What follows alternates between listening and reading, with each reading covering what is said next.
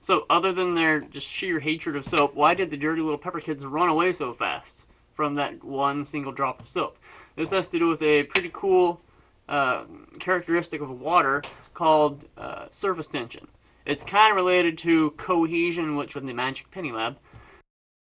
So, surface tension is just that if you have some water, it kind of grabs onto itself.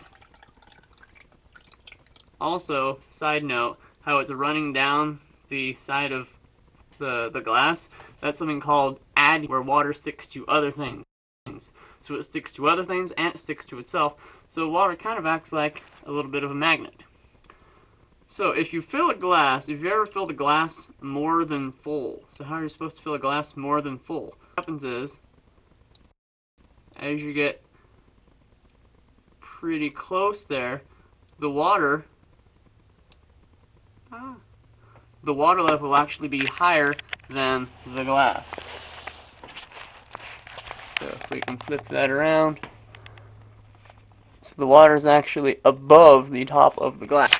So now what we need to look at is, why would soap do anything with surface tension? Why would it actually break that bond between things?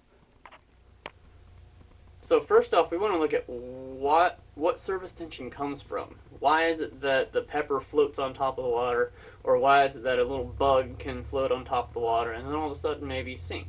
So what actually makes that skin on top of the water is that the water molecules act kind of like a magnet. If you have an oxygen and two hydrogens, which is water, H2O, the oxygen, it's kind of an electron hog. These things are bound together because they share electrons.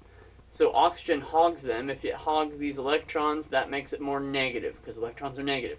So this side's more negative, the other side's more positive, and so that ends up kind of like a little miniature magnet with a north and south pole. So you put two magnets together, they're going to fit a certain way, but not the other way. So if we put another water up here, the oxygen is kind of attracted to the hydrogen. Another one over here, same thing. If you have a whole chain of these, the oxygens and hydrogens fit together in a certain way so that they kind of, well, they almost make a little chain. Now, it's not a strong enough connection that you can't move them around, so that's why water flows around. But it's a solid enough chain that a little bitty bug can just kind of sit on top of the water, and it's held up by that attraction of the water molecules to each other. So when we add that drop of soap, the drop of soap breaks the surface tension. It surrounds little portions of that water. So a couple molecules get surrounded by soap, that means they can't attract to these other water molecules here. So if there's not that connection, that kind of breaks down our nice little skin of water. It breaks the chain down into little pieces. So why did the little dirty pepper kids float out? Well, they can't really think, hey, I need to get away from the soap because I don't like baths, because they're not really kids. They're just pieces of pepper. So the pieces of pepper near the center where the soap first went, that's where the surface tension broke down.